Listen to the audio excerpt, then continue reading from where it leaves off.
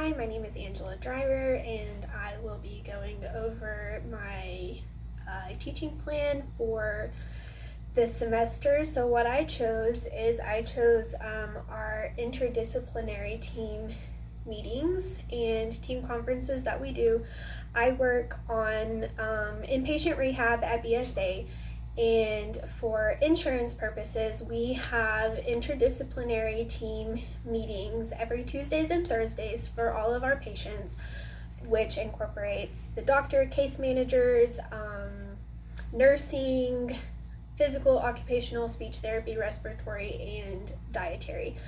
And so I chose this because these meetings help get all of the documentation for insurance purposes and reimbursement and stuff like that. And so a lot of nurses don't really understand the importance of hospital reimbursement and what it means to bill to your insurance, and how important it is to actually have the correct documentation in order to prove what your billing is, what actually happened, so that insurance reimburses the hospital.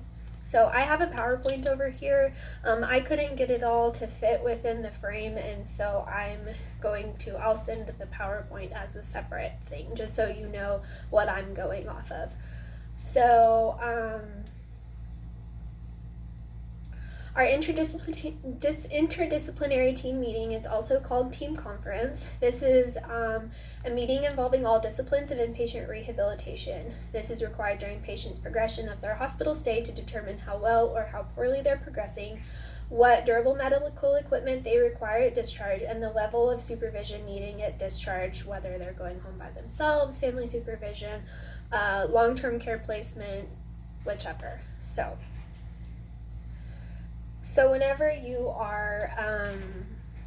whenever somebody is admitted into the hospital, and then they're going to come to inpatient rehabilitation, they're in the insurance CMS. They determine how many days that they're going to stay in our facilities. It's a predetermined thing. It's called the CMG. And that's based off of, they have like an inpatient base rate, and then it depends also like on the patient characteristics, like their diagnosis that requires rehabilitation, their functional status, their age, their cognitive status, and what comorbidities they have. This is typically about 10 to 14 days, give or take. And so then what we do is we have our patients come in, we get their determined length of stay, their estimated length of stay, and we try to get them rehabilitated to the point that they can go home or go somewhere else out of the hospital within that amount of time. Occasionally we do have to extend if people, they're just not ready to go home, and we can prove to insurance that they are not ready to go home and they do need a longer period to stay. So that basically determines how the insurance is going to pay for all of those days. So, like I said, the contributing staff members for our team conferences is physical, occupational, speech therapy, case managers, nursing, dietary, respiratory therapy, and physicians.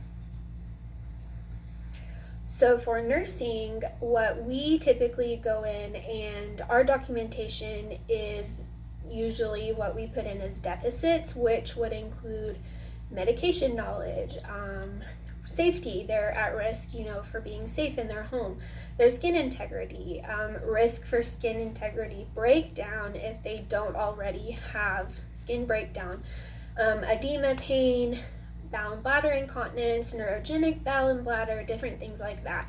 And then therapy will also go in and put their deficits, like range of motion, different things like that. And then we also put in priorities. And so our priorities are the things that we focus on while they're here as nurses. So like we're going to manage their pain. We're going to check their vital signs. We're going to educate them on their medications. We're going to educate them about their disease process. We're going to keep them from getting an infection. We're going to monitor for infection. We're going to start discharge planning, different things like that. It's basically your nursing diagnoses is what we put in for their priorities. And then for our plan, we add into the plan, which is part of a whole big picture. And so basically the plan for that we document is bowel and bladder, how they're moving, if they require any oxygen, if they are on blood thinners, or if they're, using ambulation or SCDs as DVT prophylaxis. So during our ITM meetings, physical, occupational, and speech therapy will do their assessments, which is basically how the patient is progressing, if they're going to meet their estimated length of stay, what supervision scale they're on, and I'll talk about that here in a little bit, and discharge, which is, if they need their durable medical equipment, if they're going to get home health care, if they're having like a home education plan, different things like that. And then dietary will come in and discuss their nutritional risk, their pre-albumin level, which determines their malnutrition, meal percentages eaten, and if they're on any supplements like Ensure or anything like that. Respiratory therapy, which is usually up to us to also document, is just whether they're on room air, if they're on oxygen, if we have readings while they're in the hospital to support if they're going to need oxygen when they go home in order for insurance to pay for it. And then we also have our physicians in there who will discuss what they're managing, which is typically, their incoming diagnoses such as CVA. And then any comorbidities that they might have, congestive heart failure, diabetes mellitus, all of those things. And then the case manager will take all of this information and we document it all into the chart, and then they'll discuss with the patient and their family how the meeting went, if it looks like they're going to be discharging on time or before or anything like that. And our supervision scale is just something that is coded also so that we know how they're moving, how they're doing. So it goes from independent, set up a cleanup assistant, supervision or touching assistance, moderate assistant, max assistant, or they're completely dependent. And then we also have different codings, which is the patient refused, not applicable, as if like the patient couldn't do it, not attempted due to environmental limitations, which would be like lack of equipment or weather, and then not attempted due to medical conditions or safety concerns. So all of this documentation goes into, like I said, into the chart, and it is how we bill insurance.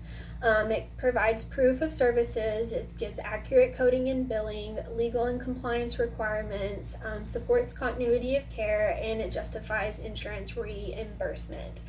And so the reason that I chose this is just because a lot of nurses don't understand, like I said, how important it is that we bill correctly, and that what we document really does matter for how the insurance is going to pay the hospital for the patient stays.